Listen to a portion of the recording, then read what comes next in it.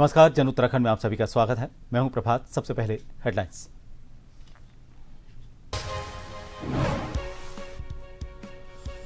गुरु रविदास की 650वीं जयंती पर समरसता संकल्प अभियान कार्यशाला। सीएम धामी ने की शिरकत। बोले, बिना भेदभाव अंतिम व्यक्ति तक पहुंच रहा है विकास।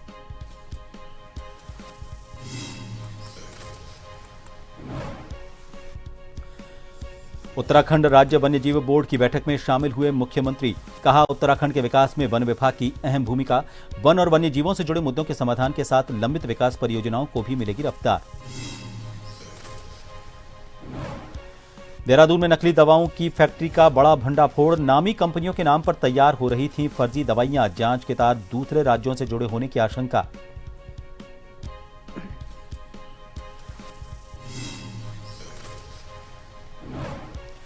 रामनगर में कारोबारियों का प्रदर्शन। बंद पड़े फाटो और हाथी डंगर पर्यटन जोन को खोलने की मांग। डीएफओ कार्यालय का घेराव कर सौंपा ज्ञापन।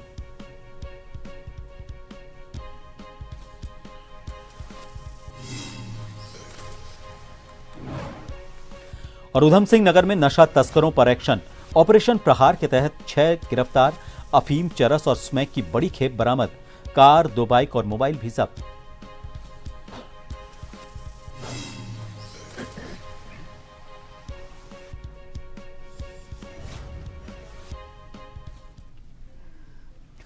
मुख्यमंत्री पुष्कर सिंह धामी ने देहरादून में संत शिरोमणि गुरु रविदास महाराज की 650वीं जयंती वर्ष के अवसर पर आयोजित समरसता संकल्प अभियान की प्रदेश कार्यशाला में प्रतिभाग किया। उन्होंने संत रविदास को श्रद्धांजलि देते हुए कहा कि उनका जीवन समानता, सामाजिक न्याय, मानवता और समरसता का प्रेरक संदेश देता है। मुख्यमंत्री ने कहा कि प्रधानमंत्री नरेंद्र मोदी के नेतृत्व में अंत्योदय और सबका साथ सबका विकास की भावना के साथ सरकार की योजनाओं का लाभ बिना भेदभाव हर पात्र व्यक्ति तक पहुंचाया जा रहा है। उन्होंने कार्यकर्ताओं से आह्वान किया कि समरसता संकल्प अभियान के माध्यम से संत रविदास के समानता, प्रेम और भाईचारे के संदेश को गांव-गांव और घर-घर तक पहुंचाएं और सामाजिक समरसता को मजबूत करें।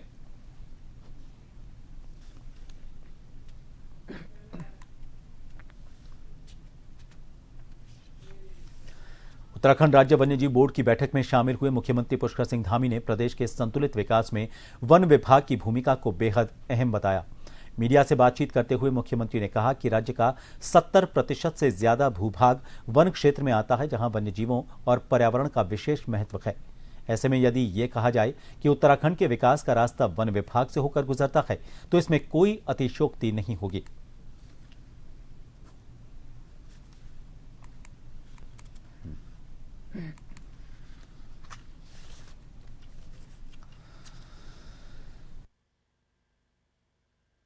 हमारे राज्य में वाइल्ड लाइफ का, फॉरेस्ट का बहुत बड़ा महत्व है और हमारा 70% से ज़्यादा भूभाग यहाँ का फॉरेस्ट है। तो इसलिए हमारे बहुत सारे मुद्दे हैं। हमारे राज्य का विकास मैं अगर कहूँ कि वन विभाग से होकर गुजरता है तो इसमें कोई अतिशयोक्ति नहीं होगी। इसलिए इस प्रकार की बैठकों से यहाँ के विकास के मार्ग खुलेंगे। जो समस्याएं हैं आसपास के क्षेत्रों में, राज्य की विकास योजनाएं हैं, उन सभी को बहुत गति मिलेगी। उनको आगे बढ़ने का तेजी से जो है मार्ग प्रशस्त होगा। देश भर में छात्र आंदोलन और पेपर लीक के मुद्दे के बीच गुरुवार की देर रात प्रधानमंत्री नरेंद्र मोदी ने सोशल मीडिया पर वीडियो जारी कर सरकार द्वारा उठाए गए कदमों की जानकारी दी। पीएम ने आश्वासन दिया कि भविष्य में पेपर लीक रोकने के लिए कड़े कदम उठाए जाएंगे। पीएम के संदेश से पहले लद्दाख के कार्यकर्ता सोनम वांगचुक ने भी भूख हड़ताल तोड़ दी। इस पर मुख्यमंत्री पुष्कर सिंह धामी ने पीएम की पहल का स्वागत किया।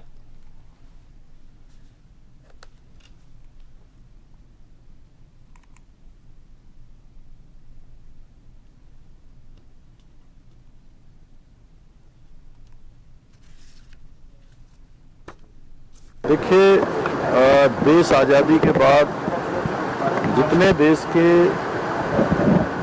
ऐसे ज्वलंत मुद्दे थे जो जनता से जुड़े हुए थे, यहाँ के नौजवानों से जुड़े हों, गरीबी उन्मूलन से जुड़े हों, ऐतिहासिक निर्णय लेने हों, अनसुलझे अनेक मुद्दों को प्रधानमंत्री आदरणीय नरेंद्र मोदी जी ने ही जो है उनको सुलझाया है और उनके सख्त प्रावधान किए हैं। उसको हमेशा जड़ से समाप्त करने का काम किया है। इस नकल की समस्या के लिए भी उन्होंने कहा है सख्त कार्रवाई करेंगे, सख्त एक बिल लेकर आएंगे मैं समझता हूँ नौजवान युवाओं के लिए आगे के लिए एक बहुत अच्छा परीक्षाओं का रास्ता बन जाएगा। उसके बाद नकल की संभावना नहीं रहेगी और जो हमारे युवा होनहार हैं उनका हमेशा विश्वास, आत्मविश्वास दोनों ही प्रबल होगा कि अब मेहनत करेंगे, परिश्रम करेंगे, योग्यता, प्रतिभा, क्षमता के आधार पर उनका निर्णय उनको आगे चयन का अवसर मिलेगा। मैं प्रधानमंत्री जी की इस पहल का बहुत स्वागत करता हूं, उनका आभार व्यक्त करता हूं। देहरादून के ईस्ट होप टाउन स्थित ग्राम देवपुर में खाद्य संरक्षा एवं औषधि प्रशासन विभाग ने छापामारी कर एक कमरे में संचालित अवैध नकली दवा फैक्ट्री का भंडाफोड़ किया। कार्रवाई के दौरान नामी दवा कंपनियों के नाम पर तैयार की जा रही नकली दवाइयां, पैकिंग सामग्री और निर्माण में इस्तेमाल होने वाली मशीनें बरामद की गई।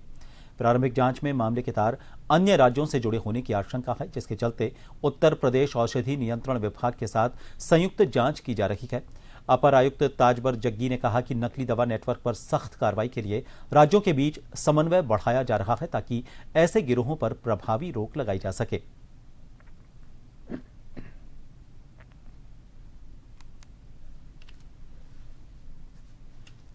हाँ, कल हमने एक ऐसी फैक्ट्री पकड़ी जिसका कोई लाइसेंस नहीं है, बिना लाइसेंस के थे।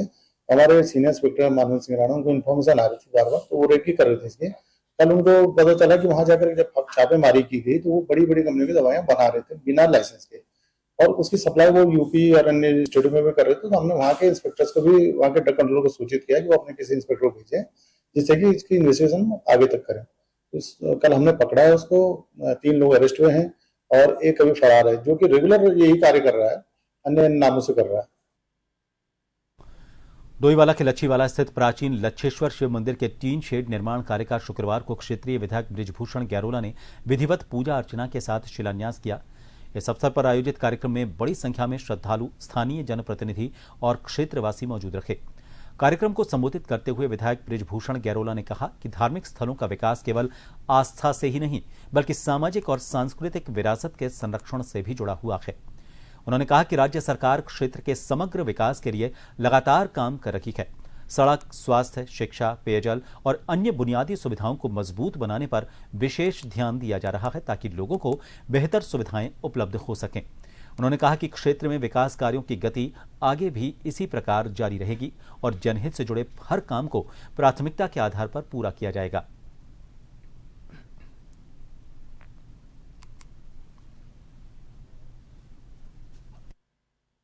लच्छीवाला में बहुत प्राचीन लच्छेश्वर महादेव जी का मंदिर है और यहाँ पर हमारे जितने भी यहाँ पर इस क्षेत्र के निवासी हैं उन लोगों का ये था कि मंदिर के सौंदर्यकरण के लिए यहाँ पर कुछ व्यवस्था होनी चाहिए, कुछ धन की स्वीकृति होनी चाहिए। तो आज हमने यहाँ के मंदिर के सौंदर्यकरण के लिए 5 लाख रुपया हमने यहाँ पर स्वीकृति किया है। तो आज हम उसके काम का श्री गणेश शुभारंभ करने के लिए आज इसके लिए हम यहाँ पर आए हैं। तो मैं तो सभी मंदिर समिति को, अपने मंदिर समिति को मैं को बहुत बधाई, शुभकामनाएं। और भगवान भोलेनाथ का आज ये श्रावण के वो चल रहे हैं, आजकल श्रावण माह चल रहा है, तो यहाँ पर बड़े भक्तजन यहाँ पर हमेशा पूजा अर्चना के लिए आते हैं। तो मैं इस अवसर पर सबको बधाई और शुभकामनाएं देता हूँ। अभी जनवरी के महीने में हमारे शिव पुराण कथा का आयोजन हुआ था, जिसमें हमारे विधायक जी श्री बृजभूषण गैरोला जी पधारे थे। तो उस समय उन्होंने कहा, हमने अपनी बात रखी थी कि हम प्रोफाइल बनाना चाहते हैं, तो उन्होंने उस समय 5 लाख रुपए का जो है घोषणा करके दिए थे। और आज उस घोषणा के अंतर्गत उसके अनुपालन में आज विधायक जी ने वो 5 लाख का अनुदान भी हमें दे दिया है। इसके लिए हम विधायक जी का बहुत बहुत धन्यवाद अदा करते हैं, उनका हार्दिक अभिनंदन भी करते हैं। आज यहाँ पधारे हैं।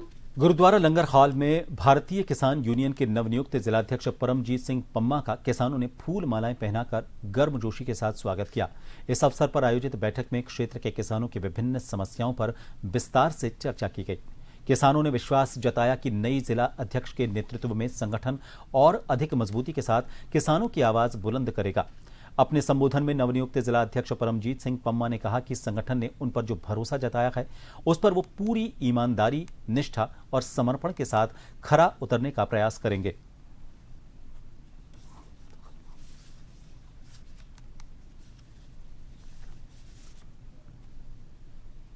तो संगठन ने मुझे जिलाध्यक्ष का पद दिया है, मैं उनका बहुत आभार व्यक्त करता हूं और हम अपने किसानों के लिए हमेशा खड़े हैं, खड़े रहेंगे दिन रात। सरकार जब किसानों की है ही नहीं तो खिलाफ तो रहना ही है उनके, और जो भी हमारी मांगे हैं हम उनसे मनवाएंगे अपनी मांगे, चाहे यहाँ माने चाहे दिल्ली जाके माने, मनवानी पड़ेगी। सब जो मुझे संगठन ने जिम्मेदारी दी है, मैं संगठन का काम जिम्मेदारी से करूंगा, अपने किसानों को साथ में जोड़ के करूंगा, साथ में लेके चलूंगा। मैं कोई भी संगठन का काम गलत नहीं करूंगा। जो संगठन हमें ऊपर से ऑर्डर आएगा टिकैत साहब का, हम उस पर पूरा विचार करेंगे, उस पर चलेंगे, उनके कहने पे चलेंगे, जो भी होगा वैसे करेंगे।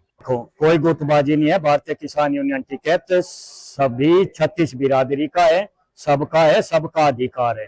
जो भी भाई के नाम 19-20 से नाराज है उसे हम लेकर आएंगे, सबको साथ लेकर यहाँ के जो भी समस्या है उनको उठाया जाएगा और उन्हें जो है मनवाया जाएगा। ये जो भाई आज परमजीत जी को परवादून जिलाध्यक्ष की जिम्मेदारी दी गई है, वो इनके कार्य को देखकर, उनके समर्पण को देखकर राष्ट्रीय नेतृत्व के द्वारा, प्रदेश नेतृत्व के द्वारा जो है ना आज परवादून जिलाध्यक्ष की जिम्मेदारी दी गई है। और आज ये डोईवाला में जो एक महापंचायत की गई है वो इनका जो है सम्मान समारोह था और इन्हें जो है सबने आशीर्वाद और अपना प्यार दिया। ये वो इसलिए दिया कि आप अपने किसान मजदूर का मेरे वर्ग के लिए निस्वार्थ भाव से आप अपना कार्य करें और बाकी आप सभी के साथ हैं। बॉलीवुड अभिनेता अमन वर्मा ने उत्तराखंड फिल्म विकास परिषद के नोडल अधिकारी के एस चौहान से मुलाकात कर राज्य की फिल्म नीति की जानकारी ली। इस अवसर पर उनका जागेश्वर मंदिर का प्रतीक चिन्ह भेंट कर स्वागत किया गया। अमन वर्मा ने उत्तराखंड की फिल्म नीति और प्राकृतिक शूटिंग लोकेशंस की सराहना करते हुए कहा कि वो जल्द ही यहां फिल्म की शूटिंग की योजना बनाएंगे। उन्होंने बताया कि 26 जुलाई को देहरादून के हिमालयन कल्चरल सेंटर में उनके नाटक किस्मत पैलेस का मंचन होगा।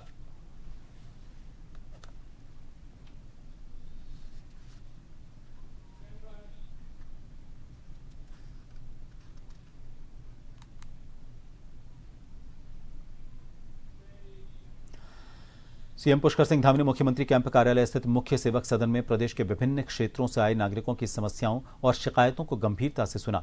उन्होंने अधिकारियों को निर्देश दिए कि हर जन समस्या का पारदर्शिता और समयबद्धता के साथ समाधान सुनिश्चित किया जाए ताकि आमजन को अनावश्यक रूप से कार्यालयों के चक्कर न लगाने पड़े। मुख्यमंत्री ने कहा कि राज्य सरकार जनहित और सुशासन के सिद्धांत पर काम कर रही है। जनता की समस्याओं का त्वरित निराकरण सरकार की सर्वोच्च प्राथमिकताओं में शामिल है। उन्होंने कहा कि शासन प्रशासन की जवाबदेही तभी सार्थक होगी जब आम नागरिकों की समस्याओं का गुणवत्तापूर्ण और समयबद्ध समाधान सुनिश्चित किया जाएगा। उन्होंने अधिकारियों को निर्देश दिए कि हर शिकायत का गंभीरतापूर्वक परीक्षण कर नियमानुसार प्रभावी कार्रवाई की जाए और शिकायतकर्ता को समाधान की प्रगति से भी अवगत करवाया जाए।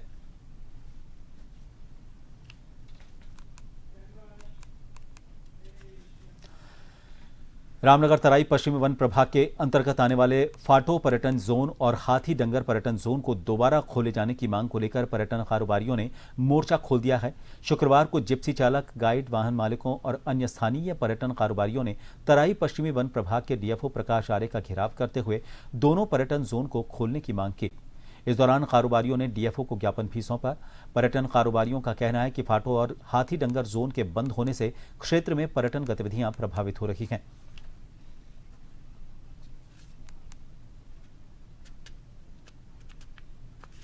आज हमारे द्वारा डेफो तराई पश्चिमी को ज्ञापन दिया गया है क्योंकि पिछले वर्ष भी ये ओपन रहा था और लेकिन इस वर्ष इसे बरसात में बंद कर दिया गया, जिससे जिप्सी चालक और गाइडों के लिए और आसपास जितने स्थानीय कारोबारी हैं उनके लिए संकट पैदा हो गया है।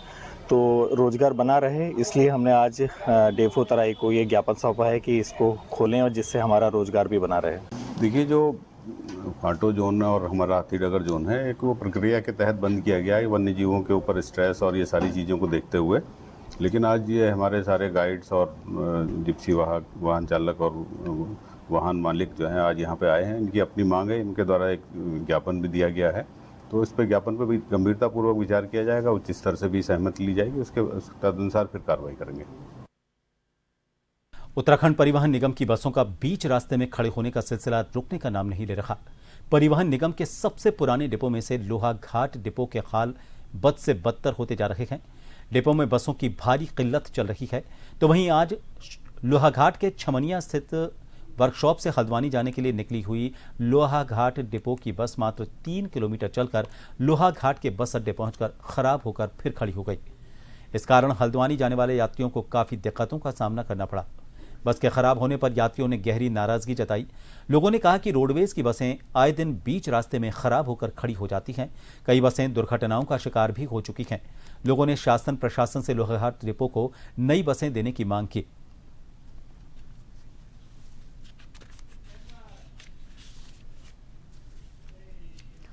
उधम सिंह नगर पुलिस द्वारा जनपद को नशा मुक्त बनाने के उद्देश्य से चलाए जा रहे विशेष अभियान ऑपरेशन प्रहार के तहत सितारगंज पुलिस ने एक के बाद एक ताबड़तोड़ कार्रवाई करते हुए नशा तस्करी के बड़े नेटवर्क पर करारा प्रहार किया।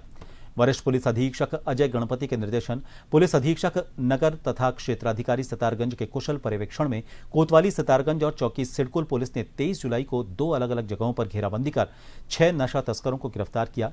पुलिस ने आरोपितों के कब्जे से 150 ग्राम अवैध अफीम, 162 ग्राम अवैध चरस और कुल 9 ग्राम 32 मिलीग्राम स्मैक बरामद की। इसके अलावा तस्करी में इस्तेमाल एक कार, 2 मोटरसाइकिल और 2 मोबाइल फोन भी जब्त किए गए हैं। बरामद नशीले पदार्थों की अंतर्राष्ट्रीय बाजार में कीमत लाखों रुपए बताई जा रही है।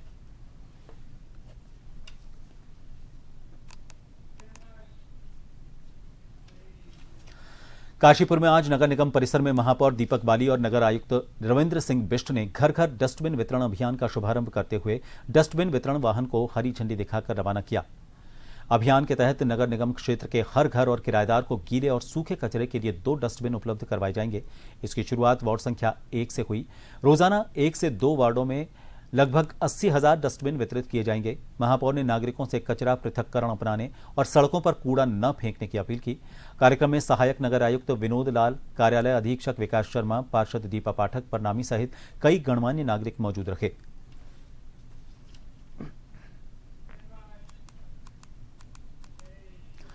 शासन के दिशा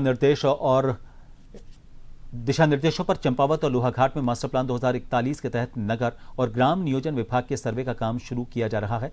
मास्टर प्लान 2041 के तहत लोहाघाट नगर के अलावा 4 ग्राम सभाओं को भी शामिल किया गया है। इसके बाद नगर और ग्राम सभाओं को विकास प्राधिकरण में शामिल किया जाएगा।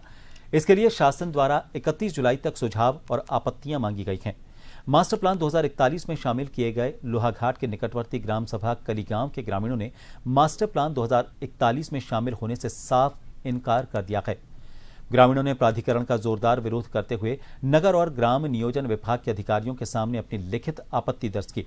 उन्होंने कहा कि विकास प्राधिकरण के नियम लागू होते ही उनकी भूमि और जंगलों पर प्राधिकरण के नियमों के तहत बंदिश लग जाएगी। ग्रामीणों ने चेतावनी देते हुए कहा कि अगर जबरन उनकी ग्राम सभा को विकास प्राधिकरण में शामिल किया गया तो सभी ग्रामीण उग्र आंदोलन के लिए मजबूर होंगे।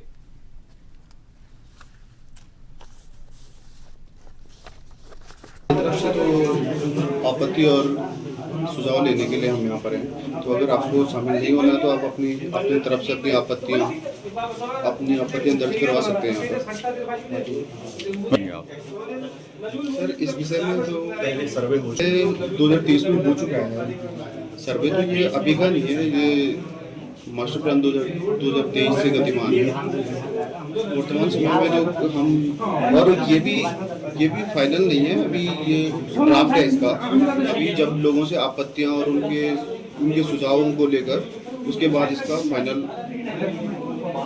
जो भी होगा वो बनाया जाएगा। कहना यह है कि लोहाघाट प्राधिकरण में तो हमें शामिल कहने से पहले ही लोहाघाट वालों ने या प्रशासन ने हमें सूचना देनी चाहिए थी कि गांव में खुली बैठक प्रधान जो हमारे है बीटीसी मेंबर तो सूचना नहीं मिल रही है, तो उसका हम विरोध करना चाहते हैं। क्योंकि आने वाले भविष्य के लिए पीढ़ी के लिए बहुत ही नुकसानदायक, हमारी ज़मीन के लिए, हमारे गोचर के लिए और हमारी जो टुकड़े टुकड़े में ज़मीन है वो हमारे सब कंबाइन करके जो बना रहता है खेत हमारा, उसमें मकान बना दिया किसी ने, तो उसमें तो नाप का तो किसी का है नहीं, तो ये नुकसानदायक है। तो इसके लिए हम विरोध करना चाहते हैं। हमें इसके लिए कोई सुझाव देने की ज़रूरत नहीं है, हम प्रॉपर इसमें विरोध करना चाहते हैं पूरे गाँव वाले। इन सभी खबरों के साथ फिलहाल के लिए इस बुलेटिन में इतना ही। दीजिए इजाजत। नमस्कार।